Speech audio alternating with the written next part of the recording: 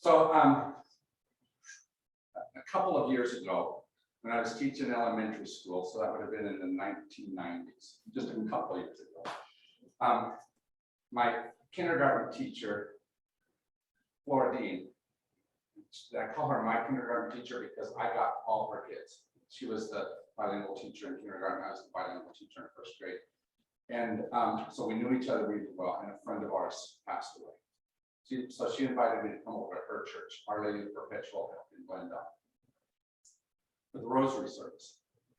I'm not imaginative enough for a rosary service because it just is moving beads around, but it doesn't do much for me.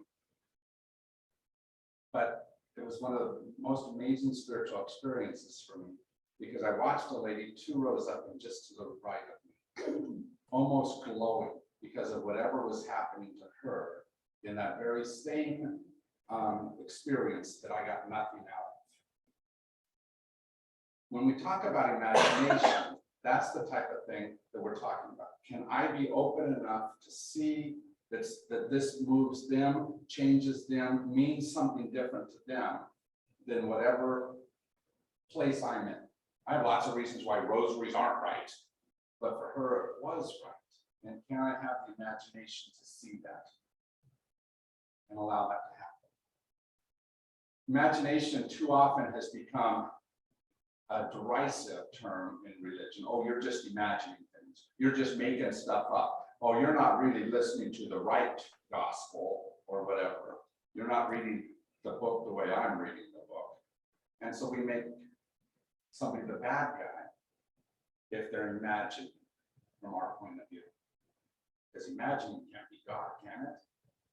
But our author this week, Alexander John Scott, says absolutely. The imagination is the very heart of who God is. So what moved you in the chapter? What did you look at and said, wow? Can I talk about the young man that just drove in here for a second? Yes, do that. He kind of, hopefully it'll tie in a little bit.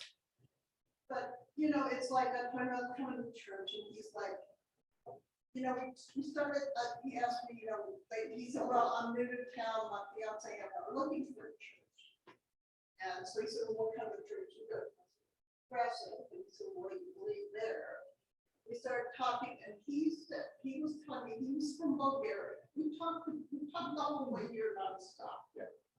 He just got adopted when he was 16 and a half, he's now 26.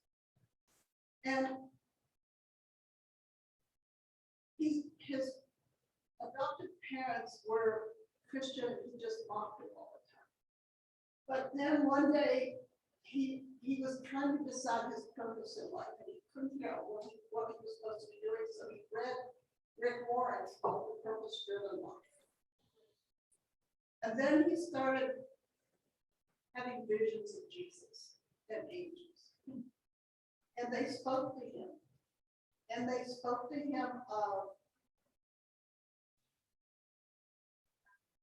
he said, you know, I had been an orphan, and when they spoke of God the Father, he said, I just started stopping. And this young man is probably looking for more of an evangelical kind of church, but, you know, he said, I said, honey, I'm not judging you. You're not judging me. We're sharing our experiences here. Yeah. The things that happen, just chatting with someone that you've never met before, you probably will never see again. But this young man and I just had the most awesome conversation. Nice. I like that a lot. Joni, my wife, Father God means a lot to her. Why? Because her father left at 16. And she was without father influence for those last few years of high school and had that difficult taste of that's what a father is. And so God being a different kind of father was a great metaphor for her to be able to imagine what could be differently than what her experiences had taught her. Same as with this young man. But if I've had a different experience of God, like my father was really good, And if I'm more fundamentalist, I might take exception to him, you know, or to Joni. I might say, excuse me, the opposite. If I've had father who beat me up, I might look and say, no, that can never be a redemptive expression. And yet for some people it is. And do we have enough imagination to let it be both? Or just to listen, just to give in somebody else's space. Yeah. And share something. It just. Jim, can I butt in here a minute and ask that you guys turn it up or something? I'm having a really hard time hearing you. Sorry, and I'm the one who's always asking other people to talk out.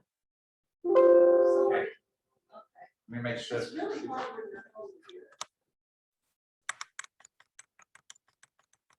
All right, I don't know if that's doing better or worse, but we're gonna talk louder. All right, thank you. I'll talk to you. Yeah. You're the furthest from me, so I'll like you there. But the same image that can be helpful for one person can be damaging for another. And do we have enough imagination to hear each other in the differences between those images? That's part of what imagination is about. The hard part is when I turn my imaginative thing, and we don't usually call it that, you know, because you're the one that imagines things, not me. I have facts. But when we turn our imaginative thing into fact and use it as a club on each other, that's when we've lost the imagination of the gospel. What is it that we do to make it so that we continue in conversations in that moment, rather than continue in judgment in that moment? What did the chapter say to you?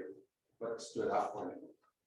Like I liked about it, even though all the adversity that he faced, being judged on hearsay and what all they did, he just kept on. He didn't give in to them.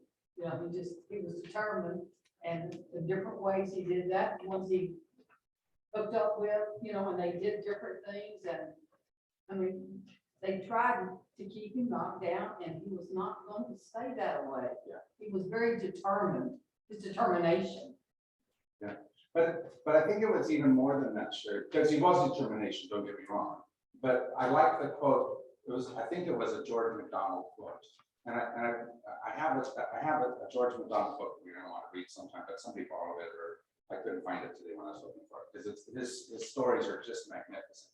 And he says something like, imagination is what will help us bring all things back together.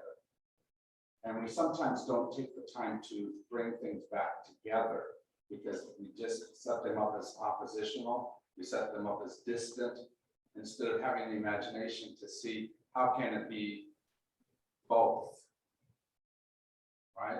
But how many years were you told your imagination, you know, and like I said, everybody has one. I'm great, but you know, you gotta reel it in. Your imagination's too wild, you know. You're not the norm, you know, and all that. And I think that plays with your head a lot, you know, when you're young and growing up, when you hear this. So you look at things outside the box, which is fine. Not everybody's, I love someone having an imagination, thinking outside the box to do something, because that's where you get so many of your answers. Yeah. And people just, you know, it's not all in that box. Yeah. And that's what he did to me. He thought outside, you know, and it was just, I thought it was interesting.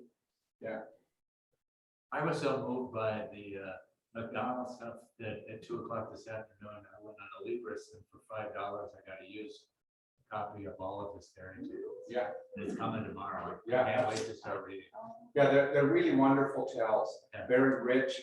You know, I like how Dother described him as the Harry Potter of his generation, Right. or not the Harry Potter, but the Yeah. author of Harry Potter. Oh, the guy who did the Lord of the Rings. Yeah, that's exactly Oh, right. Narnia? Because he was, Tolkien. Yeah. he was using all of these stories to try to say, what could God be? What could world be like? What, you know, how can we imagine differently than what we do right now? And the other thing was his philosophy and his idea about spirituality and the environment and everything is so much like what I think But I was having trouble thinking, how could anybody think any other way? And I had to go back and read a couple paragraphs a couple times, thinking like, what was the opposite of this? Because this is to me the way spirituality and life, and God, and everything is. Yeah. It was pretty surprising. Yeah, yeah. You know why we do the opposite though, don't you, Ronald? Because right answers are simpler to hold on to than imagination. Mhm. For today. That's why we're in the mess we're in today, because we're holding on to a right answer instead of using something grander than that. I was thinking, what would it be if some of these people came back and saw what we've done to the earth and what we're still doing to it? What would they turn around and try to get out of it? Yeah. What are some, Say that again, Judy. Is our sound better with the, I think. Oh, probably. Did we find that? Probably echoes a little bit more. Thanks. If that will- Can you hear that, Deborah? Okay, are we doing better or worse? Yeah, a little bit better. Okay, we'll keep working on it. Thank you. It's a cool conversation. It is. Go ahead. The thing that hit me was reading about panentheism. And I kept thinking more and more about that. And as much as I'm able to understand it, I've been reading a lot of quantum physics. Yeah, yeah. That's way beyond my pay grade, but I still am fascinated by the idea that everything is all vibration. I'm vibration, your vibration is chair, so it's the idea that it's all, we are all one thing together. Yeah. And so I've taken that to the point where my own consciousness, I get this from other stuff I've read, is vibrations. My thoughts are vibrational. So it takes me, God must, the idea of the universe is vibrational. Yeah. So my consciousness is connected to yours. Yeah, even when we disagree. Yeah, absolutely. Right. Because all it is vibration. Yeah, that's right. And so everything we see out there is just Yeah. vibrations. So God is in everything. So that has become my new definition Yeah, of God. And the problem is that what he described here is that at the time that this was being formulated, there wasn't the word panentheism. Right. All right, and so, and conservative Christians really fight against pantheism, which means God is all things, or all things are God. Instead, this word, I think, is the right word to be able to use, that there's part of God, the vibration of God. There's something of God in all things. Not the whole of God, but wholeness of God within. I'm reading an absolutely fascinating book for me. It's called The Intelligence of the Cosmos Yeah. by Erwin Laszlo. Mm. I highly recommend this book if you want to think outside the box. Yeah. Because it just stretches you to a place you've never been before. Yeah. What's the name of the book again? The Intelligence of the Cosmos. Nice. My partner reads tons of books about quantum. You should call her, talk to him. Talking about- volunteering, you hope you all get together. I would love to try to talk to somebody who might be able to explain it. But you know why it's difficult for all of us is we live pre-quantum, which had more determinate ways of things acting and being. Mhm. Quantum and chaos theory and all of these things which shake up that very determinate world that we had just don't fit in right because we had it all figured out in 12th grade when we learned it. And that's what all this is trying to do. And it's a good pursuit because if we think we have it all figured out, we no longer believe in an infinite God. And so infinite God should always draw us beyond into more. It's just, I don't necessarily like all the more that's out there or the more that you're trying to figure out that doesn't work in whatever my frame of mind is. That's the difficult part, isn't it? Say that last part again about the more. So if you're saying something that is challenging to how I understand things, if you're saying God is this, and that goes against my conception of God, it's hard for me to want that to be part of as well? Can God be both loving and just? I think the answer is yes, but there's places where those two are in conflict with each other. And so sometimes we fight for one or the other against the believer of the other, because it's hard for us to fit both in. There's a concept in improvisation, verbal improvisation about yes and. Mhm. And I'm really fascinated with that concept because it really acknowledges that there can be two perspectives. Yeah. Yes, and this is mine. And I love the way it can join it together. Yeah. But we all should know that. I just went up to the mountain. That's where my family is from. We've lived up on the mountain since the 1800s. And you go up on top of a mountain, and up on a fire tower. You look one direction, you see a whole different thing than the other direction. Why don't we allow that to be true in life as well? But we very often say, this is the only thing to see, we're looking forward spiritually. And isn't spiritual life much more complicated than a landscape in many ways? Maybe the landscape is spiritual. Maybe the landscape is spiritual. I mean, if you look at it that way, Right? or you perceive it that way. But I look out one way and I see a lake. I'm gonna say lakes are part of the landscape, but if you look out the other way and you don't see it, then what I'm saying maybe makes no sense to you. If you're looking at a bald part of the mountain, then you think this isn't forest. But if I'm looking at trees, I'm seeing it. And it takes you looking all the way around. It's like you've got to be on top of it to see it all. That's what that book does for me. It makes God above it all. Yeah. And it is all. Yeah, but it's even more than that, Charlie. My best definition of God, you know what it is? The Grand Canyon. You know why? Because if you go from one viewpoint to another, that canyon presents itself very differently. If you go even 100 steps down into the canyon, it looks different. And if you go to any of the little pocket canyons, you go to Havasu or whatever, that thing that you think you know really well from on top of is very different. And if you go at different times of the day. If you go at different times of day. But you have to have the imagination and the willingness to see it from all those different perspectives. And same thing with spirit. Can we allow spirit to have all these different definitions? And if one person is only describing the Grand Canyon as that one waterfall, that's a great waterfall. But what does it leave out? And I feel like that's sometimes what we're doing, is we're saying this is, without seeing that somebody else is viewing it from a different place. But that takes the willingness of imagination.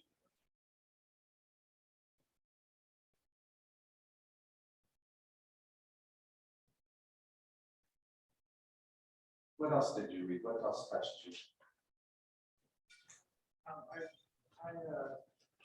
All along so far, I've been really fascinated by some of the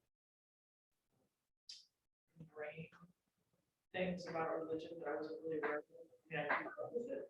On the Southern Baptist Church, that you're evil and all that, and you're sinful and all that stuff. But I never really had seen it like, okay, they want you to sign this thing that you used to agree that everybody's evil. Yeah.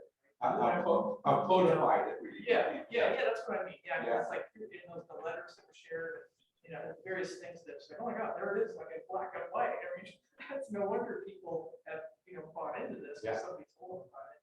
Or, said this is the way it is, and they just said, okay, whatever. But so I see this guy as going beyond that, right? I mean, he's obviously, he didn't agree. He said no, and they said, okay, get out of here.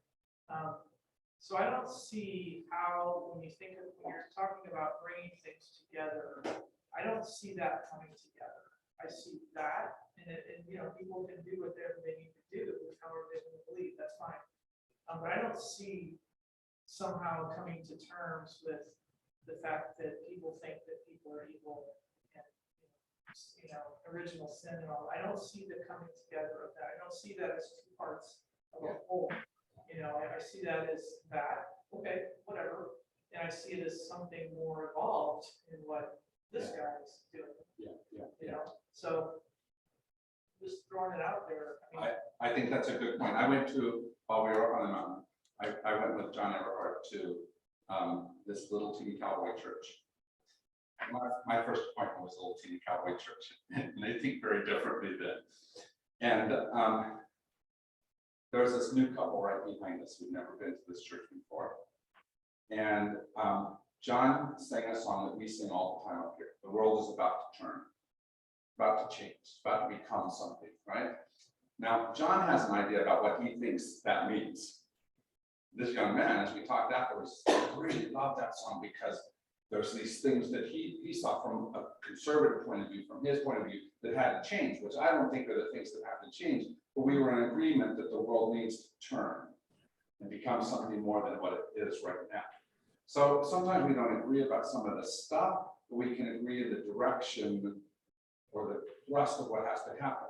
So I think that's what it means is can we come to some kind of agreement, even though it's not perfect agreement, even though I still think it's you that has to change and you think it's me that has to change.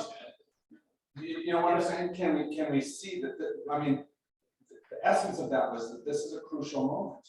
And there's things happening right now that are going to change this world forever in one way or another. And can we allow that change to happen? But doesn't that mean you and I, we both have to change? Ultimately, It's not- it does mean that. And that's We both have to the tough part about it. Are you willing, some people Wait, are wait, wait, willing to change. Let her respond, 'cause she, I don't agree. in what way? I would be in, what's his name, John Alexander John? whatever. Alexander I- John Scott. I would hang out with him. Yes, You know, and I would never think about going and trying to hang out with the folks who were trying to make me sign a Yeah. paper. It would never happen. I wouldn't say, okay, I'm gonna buy a little bit of what you have so we can be friends. No, I'll certainly, look, I'm not gonna hate you or anything like that. Right, Certainly nothing like that. It's like, okay, whatever, you know, I mean, that's your deal, but I certainly wouldn't try to meet in the middle. I mean, and I wouldn't Yeah. be mean to them. My mother's a conservative Christian, for God's sake, you know? right, There's still things, you know, that, you know, my life is all screwed up, so, so I'm not, you know, it's not really about that part of it, it's just, I'm not gonna try to join their ideas. Yeah.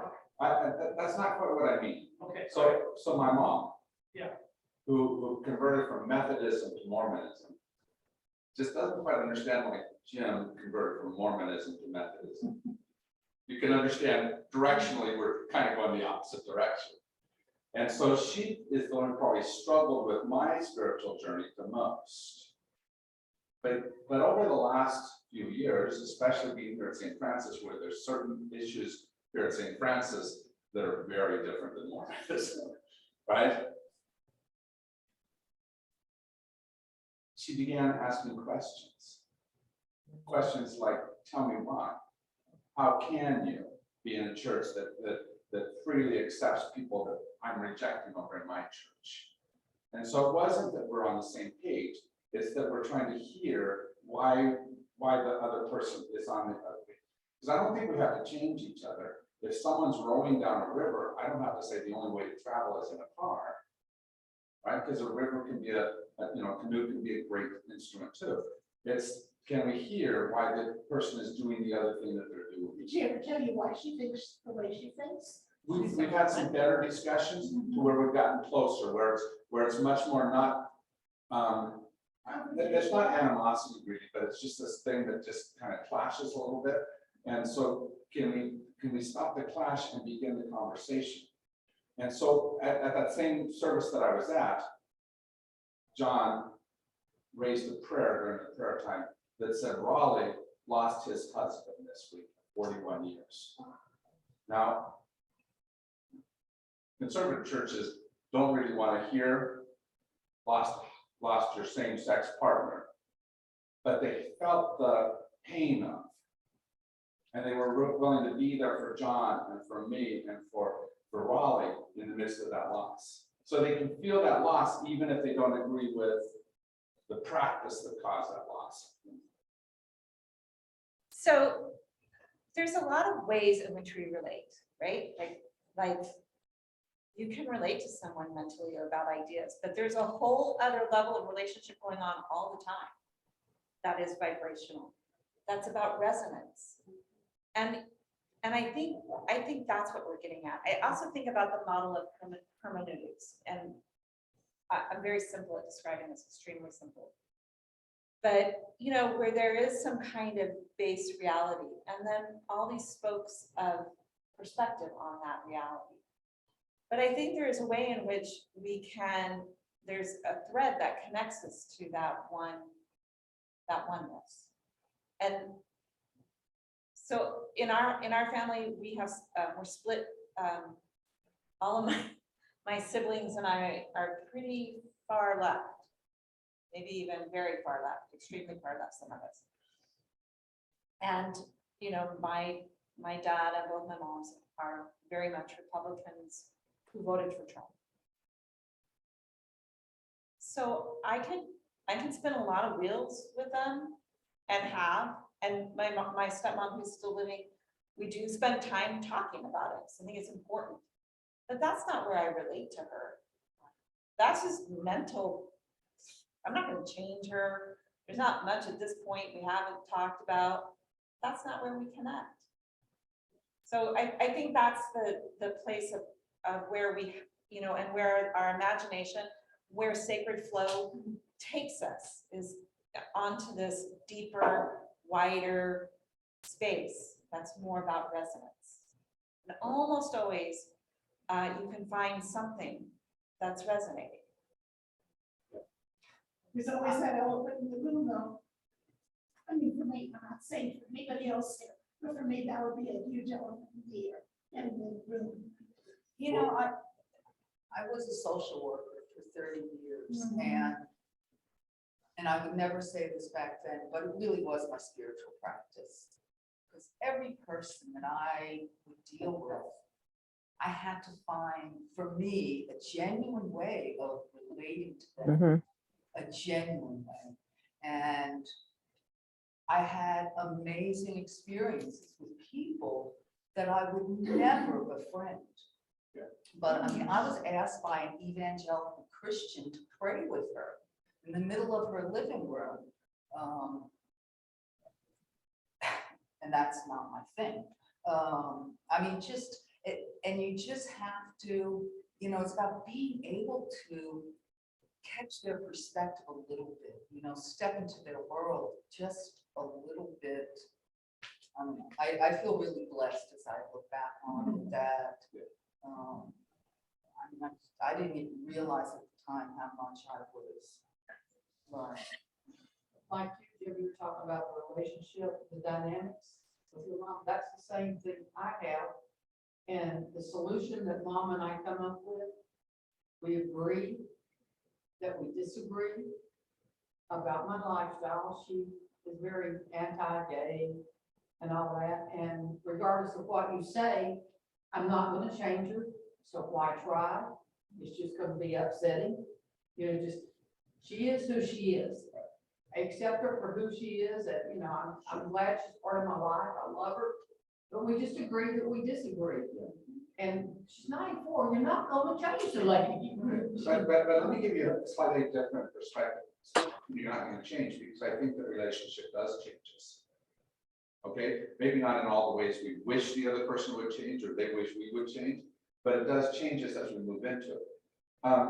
This week, my niece, her name is Elise, posted a set of things that she called something like how to live in a mixed religion marriage. So Elise, about 7 years ago, began moving away from Mormonism. Her husband, John, is firmly in the middle of it. And they've had to negotiate how to live and raise their two boys in the midst of what's pretty important in most people's lives. What do you do spiritually and religiously? And one of her big points was this: you gotta limit the number of non-negotiables. Okay, what are the things that you have to hold on to exactly like this? And so she said, that means that sometimes I have to go to church with him because there's something that he wants to have happen that day. And sometimes he has to go out and do something with me that maybe means that he doesn't get to go to church that day, or whatever it happens to be. You have to say, going to church every single Sunday, or that my partner doing it just like me, isn't essential in this regard. Otherwise, you're going to, at some point or another, not have relationship. And it's because you've chosen something beyond some of those things that are pretty important, you've chosen not to make them non-negotiable. And so you move into the relationship, not having to solve that, not having to make them that. One like a lot of hers on the dementia that she's got. Could be. And I think that's a lot, because some stuff that she does now is so out of character. Yeah. It wasn't the lady that my dad married back in March '71, you know, it just, but it, I mean, to me, I think it's part of the disease process, you know, but it just, I thought it was better that I just take the high road and, okay, Mom, we're gonna agree that we disagree. And it just stopped. I'm not gonna argue about it. It's not worth it to me. Right. You know, just, But- you've got your beliefs, I've got mine. If we meet in the middle, so be it. If we don't, so be it. You know, my life can't dwell on that. What are the things that draw us together rather than what are the things that separate? But I think that takes, again, we go back to our topic, it takes seeing life differently than just your picture. This is what gives you meaning and purpose. That's good, but are there edges over here that's larger than just what that is? Can we imagine a world that's big enough to be able to have something more than just what we see as right and perfect? So this is off that particular topic, but I was struck by the fact that, it says the rejection broke him physically and emotionally. He collapsed and exhausted. And, you know, I'm aware of how that can happen without community. Yeah. And he regained himself. And I think that possibility of imagining when he physically moved and became part of another community who could encourage him and foster him. But how fragile we are. Out front. But how do you, one of the biggest things was his father rejected him. That's wrong. His father took the side that this thing that he was doing and being was wrong. And how do you fit that into your head? Some of you have had to, right? And that's tough rejection. And so you're right, that we need, when someone says it's all just personal spiritual growth, I just say that's just BS. We need community, and it's us, and not just because I need you to support me, but also because in community, we imagine larger than just what any one of us do, right? We all add our glimpses of something different. And you help me to see, even when, like with Flora Dean, I don't adopt the practice that she was there. She helped me to see something different and more. Mhm. Go ahead.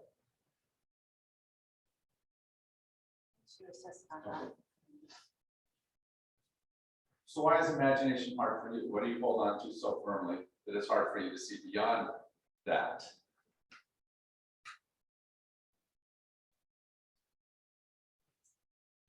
Well, what I hold on to very firmly, and I guess that's the reason I go around with people I do, is justice and environmental issues, Mhm. you know, and what we're doing to this planet. Yeah. Anybody that's really rigid, and to be very honest, has a different political outlook that I do, full of hatred, no, I don't want to be around them. I think they're extremely toxic. So I'm not willing personally to go that far to imagine what it would be like, or to somehow, one way or the other, embrace it. Yeah. I'm just not going to do it, Yeah. period. Yeah. Because that's my boundary. I saw a lot of great big pickup trucks. You get about 3 to 4 miles to the gallon, you know, up on top of the mountain. Environmentally, that's a tough thing, right? Oh, yeah. I also know that those pickup trucks in some of the places where they're driving are essential. And so I have to say, that's the difficult part. How do you fit both of those needs within that, Mhm. right? can we be open enough too?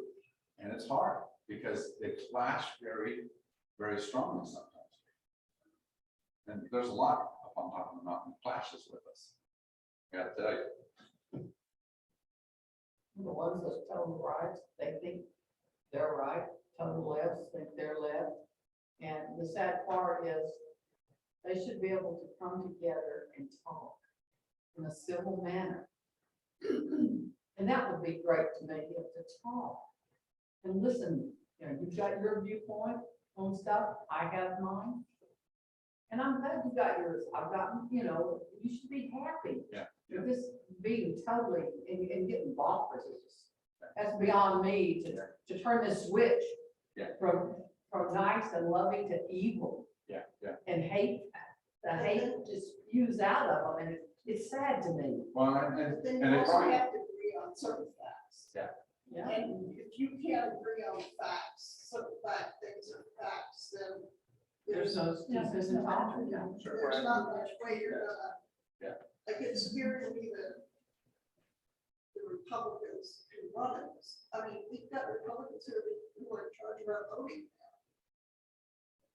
I'm telling you something, folks. I'm worried. So, while I was up on the mountain, we went to Nutrioso Days. It was a big event. There were maybe 30, 40 people there. Maybe 60 at the time, right? Big event for this little tiny community. And I'm sitting there listening to the band and eating my pulled pork and this kid sits down, kid, probably 30, 40, something like that, right? A kid. He looks an awful lot like my cousin Homer, right? And cousin Homer has quite a number of kids running around the top of the mountain. Plus, the rest of his family, they're the Rogers bunch, and there's a bunch of Rogers up around Nutrioso. So I thought, well, maybe, are you a Rogers? I said to him. He said, oh no. We got to talking, he's a Wilbank. Well, so am I. We got to see what was similar about us. He said, well, who's your family? And he mentioned a couple of his on it. And he said, my mom is Justine. I said, Justine was the elementary school teacher who taught down the hall from me when I was a teacher up here. And so in the midst of that which is separate of us, we can find truth which can join us too. I think that's what we have to do, is figure out how to not see, first of all, just that thing that divides us, because that thing that divides us will always cause some conversation to be bad. But can we have some conversation that's not bad, and where we can be together? And that takes imagination. It takes us seeing differently than just that thing which easily is wrong about the other person. So I want to tell a story about my life that illustrates that. So I grew up in the United Methodist Church. And then in my 20s, I studied and was a part of Reclaiming and Starhawk's Reclaiming community. Starhawk is a famous Wiccan, and now she's really into more culture things. But this was like at the heart. Her coven was huge, and it was fun. It was great. Everyone really thought the same. Everyone were into the same things. And the deeper that my calling to connect to the divine, the more that felt not so satisfying. I connected, I continued to practice in that way to this day, but I eventually found myself in a Episcopal church, and eventually found myself really good friends with a bunch of log cabin Republicans. And eventually I got pregnant, and guess who were willing to raise my daughter with me? These log cabin Republicans, which are gay Republicans. So I had like a couple of offers to live in extraordinary ways in the Bay Area with extraordinary men helping me raise my daughter. I would have never had that experience had I just stayed in the place that felt unified for me. And definitely this was during Gulf War. So, I was out on the streets protesting, the Wall Street thing, I was out on the street protesting. But it was an incredible experience for me to pray with these people and create community with them. And it was a lot of work. So, you know, and it was about finding that resonance, finding that place, imagining where being in the sacred flow and imagining where that could take. And what I hear, I think this is really important, is imagination is not a passive exercise. Yeah. It draws us, it challenges us, it moves us and invites us to be different. And all of us get lazy at times. Mhm. We do the simple route, right? We do the passive route. And I think what imagination is about continuing onward. Because after you get beat down, like Alexander Graham Scott did, you have to work to find that which gives you another space of growth and becoming. You have to be open to that. He found a space though, with like-minded people. That's what I got out of it. Yeah. Maybe a lot of people here would disagree with me. It's great, but that's what I got out of it. He found his space with a lot of like-minded people that were willing to support him, and he in turn could support them. Right, but that took him, I think, imagining strong enough to resist just the no that they were giving to him, and imagining something beyond that, right? In the face of the Supreme Court's decision around abortion, we have to be strong enough to imagine something different We than had just something that different. decision, We right? got it until it was overturned. Yeah, and so we have to have that type of imagination to draw us beyond this momentary thing and into something else. What could be, and what's better than just what we had with Roe v. Wade, right? Because Roe v. Wade obviously is turnable. So what do we do to design something better than? You have an idea of what it should be? I'm Should just be asking. law. I mean, the bottom line is it should be law, Mhm, right? Which is harder to overturn. mhm. I was heartened to hear that Kansas wanted to They keep did. that. They did. Kansas. Kansas, Kansas. which is not rest of the spaces, but they said no. They've got Arizona. That's right. Yeah. That's right.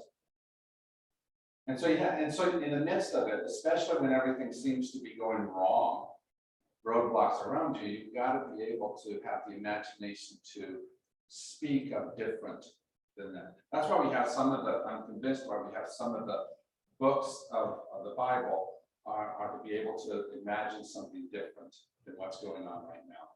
So Revelation is that type of book, where it tries to say what can be. Now, we use it as a book of judgment, but that's absolutely not what that book is about. It's about imagining what could be and giving you the strength to get past what is right now, the difficulty right now, and imagine more, better than that.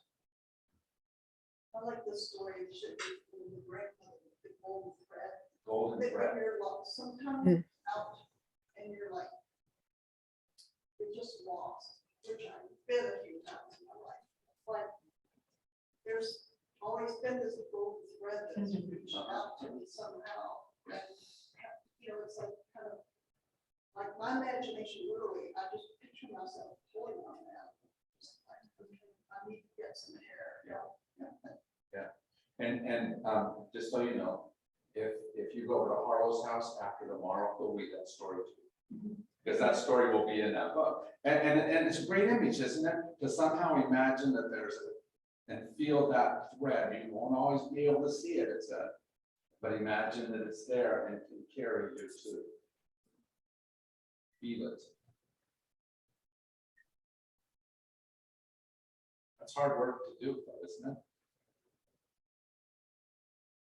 One of the things I really, it's been throughout the book, but really hit me in this chapter was the way that what was happening then emotionally and conflictual, where people are in conflict, is happening now.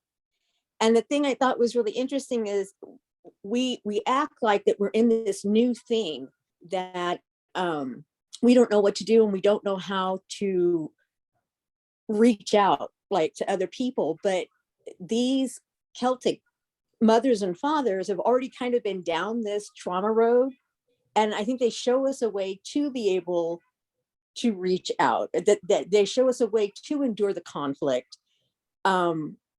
Because what was going on then is what's going on now. What was going on now was what was going on then. We haven't changed a whole lot over these centuries in terms of our emotional and our anger and our politics and all of that. The stakes are a little bit higher now, but it's still the same stuff. I'm not certain that Alexander John Scott would agree that the stakes are higher now. I think for him, the stakes felt completely as high as what they are for us right now. Yeah, I agree. Yeah. But I don't know, termination of the populace is kind of overall, but no, I guess not really, because in his world, what he knew of his world, that would be all that would matter. You know, it is as big as it gets with what he went through. And the hard part is that religion has often been the type of thing that says only this. But it's usually been opposed by another side that says, oh, there's much more. In the 500 years ago, Catholic and Protestant split in this argument about how big God could be, but all God could be. And the good news is post that, both emerged better than what they were. Here's the really bad part, and this is where imagination wasn't present. They killed a third of the people of Europe within 50 years of that split. And I think that speaks to fear. And I think that's why we could become frustrated, or why, like, I think about the religious right and the conservative political right, is that they don't, I think, really hate us, but they're afraid. Yeah. There's a fear that's driving what's going on, and they don't feel heard. You know, and so if we're not willing to reach out and imagine, and we're not willing to reach out and talk and engender that conversation, then we're continuing to fuel their fear, because then obviously we don't care about whatever it is that's setting them off. But I think it's that imagination that will draw us beyond that without the killing of us and them. Yes. Does that make sense? What damage happens in the midst of this? And that takes imagination to try to draw us beyond that. It's Some really of them tough. just don't want to be, you know, So we just don't want to. you're not gonna reach them. Like, and most of those are my relatives. I saw this. Yeah, I hear you on that one. I told you the story, I think a couple months ago, about one of my students who is the mayor of Eager, Arizona now. And they decided they were, not this 4th of July, but a year ago, 4th of July, they were not going to have mass at their 4th of July celebration. Right? Because that's just a communist thought, or whatever Bryce was thinking it was. Right? Now I taught him right in 1st grade. What happened? And the reality is that just like with him, I don't have all the say in his life. He doesn't have all the say in my life. We go in whatever directions we go, but can we somehow continue to influence each other, that we inspire better visions in each other? I don't know. Inspire an imaginative outlook.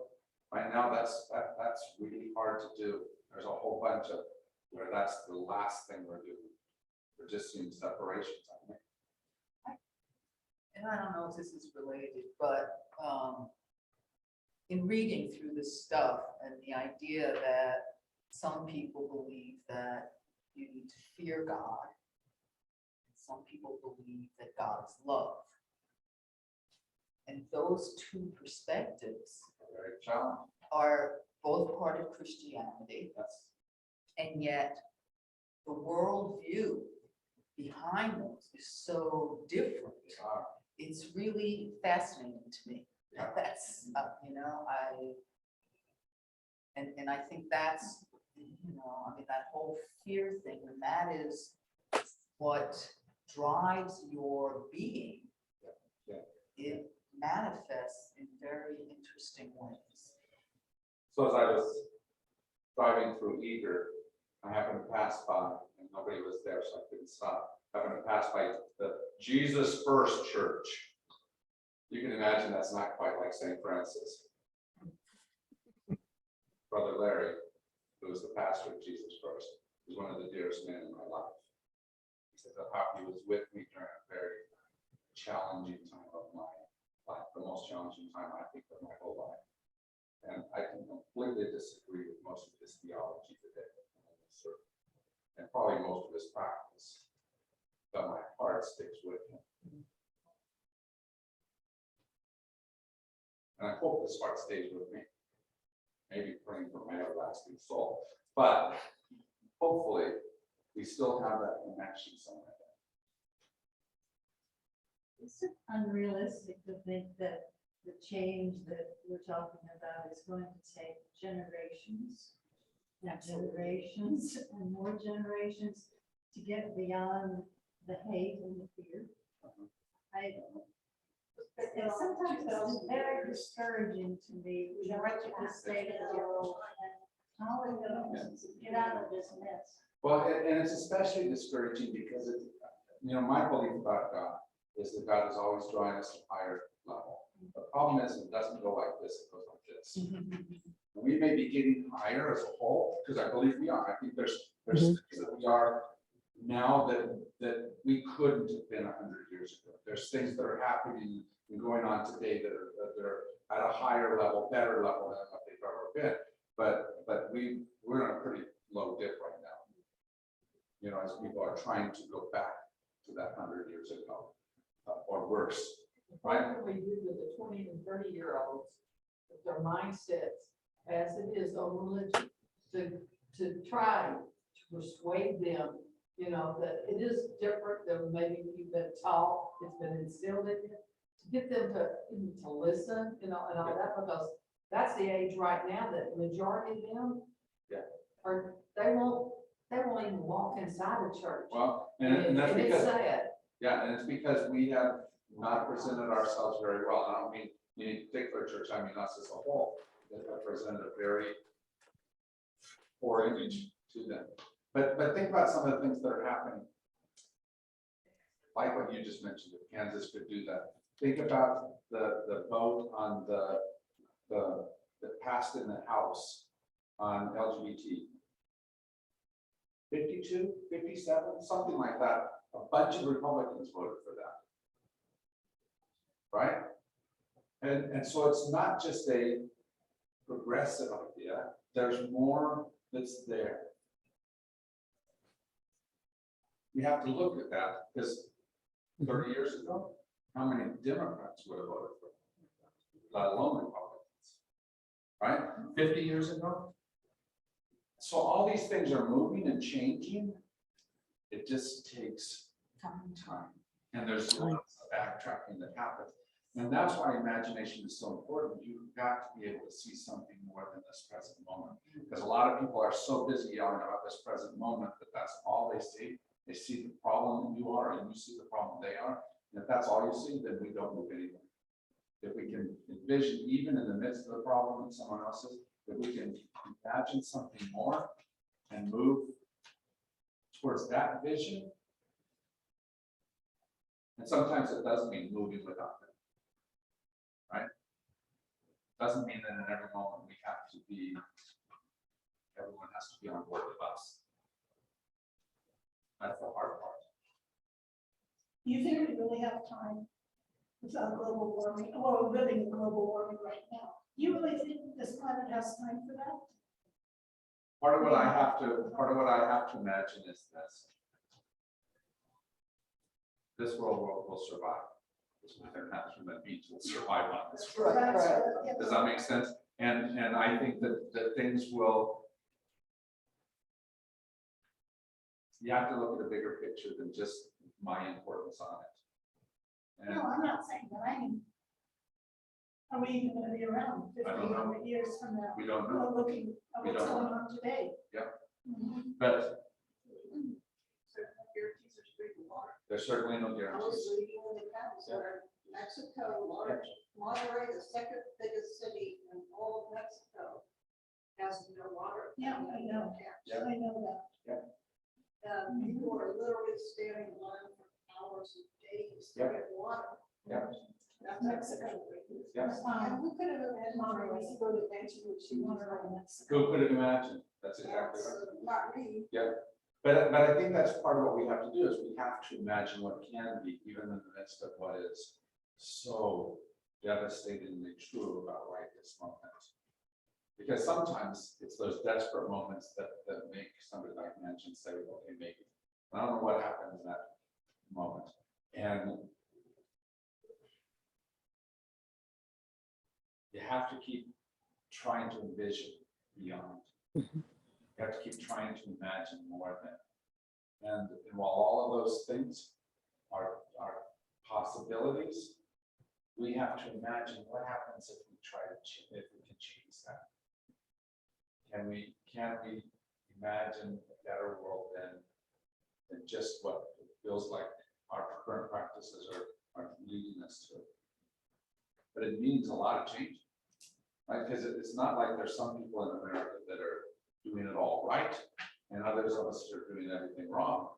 There's a lot of us that are part of that consumer culture that continues to add to that global warming. And there's a lot that we depend on that has to change. We all got here in cars. Right. We all got here in cars. That's right. Yeah. But it's a Somebody change. got here in a car, like somebody's car. Yeah. Somebody's car. Yeah. But that's the type of thing that this is, that's important about this. Yeah. Is what do we do? And how do we, for example, get there to be mass transit up here in the foothills? Because there's, I mean, at least there's some down off the hill, but up here, No, it's not. nothing. Right? How do we make, dream of, first of all, dream of all that so that it begins to move. And it may not move in our lifetime. Or it may leak. Things are, Maybe things are moving. I teach environmental science. Things are moving. things are moving. It's not as fast as you would like, but there's certainly advances in automobiles, electric cars. The trajectory for electric cars is practically exponential. Yeah. 10 years from now. And there's electric big trucks. Yeah, no, Right. it's not like people are sitting on their hands. That's not what's going on. Right. And even the Republicans That's right. who work at power plants and all of that, they're installing solar all over the place. If you look at Tucson's clean energy tracker. And so you got to educate yourself, right? So Yeah. go look at the energy tracker.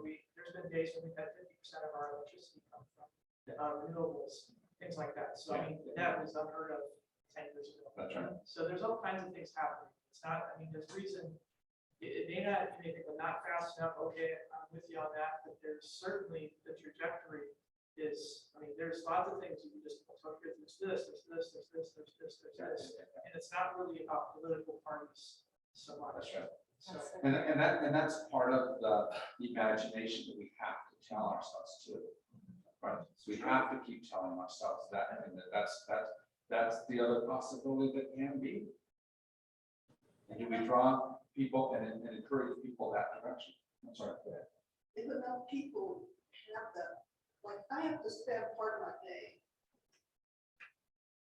reading things that are positive, putting positive energy out there, because I read the Times in the morning, and I read about Mexico, and I'm like, holy, it's like scary. And then I have to read about, like, I listened to an interview with this man. He writes a happiness column for the Atlantic. His name is Brooks or something. Anyway, he was talking. Then it was an interview between him and another person that I love.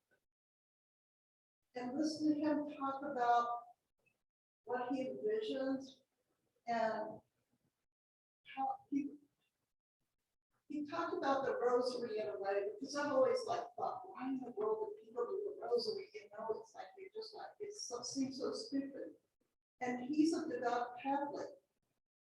And also this really humanitarian guy and stuff. And I was like touched because he goes, Buddhism has taught me how to be more mindful when I say the rosary. And I thought, oh, I get it. You're meditating towards that.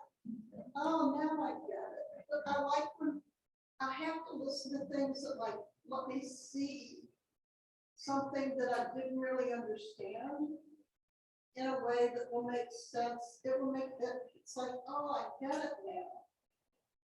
Those things, those little magical moments are what keep me, I have to do those to keep sane. So if we keep putting out, connecting into that positive vibe too, I mean, be aware and educate myself, but I have to spend part of my day in things that are like, feed my soul. Yeah. So to end, I just want to read one paragraph. I'm sorry, we're a little bit over. This is on page 143. So, it says, this is the revelation, the revolution that is needed in our world today. If we are to truly wake up to the sacredness of the earth and every human being, and do what we can to serve this sacredness in one another and the creatures. Again, we need consciousness of soul, a waking up to the sacred inner relationship of all things, of every species and life form, race, and nation. We again need strength of soul, a commitment to live in accordance with this interrelationship, both individually and collectively.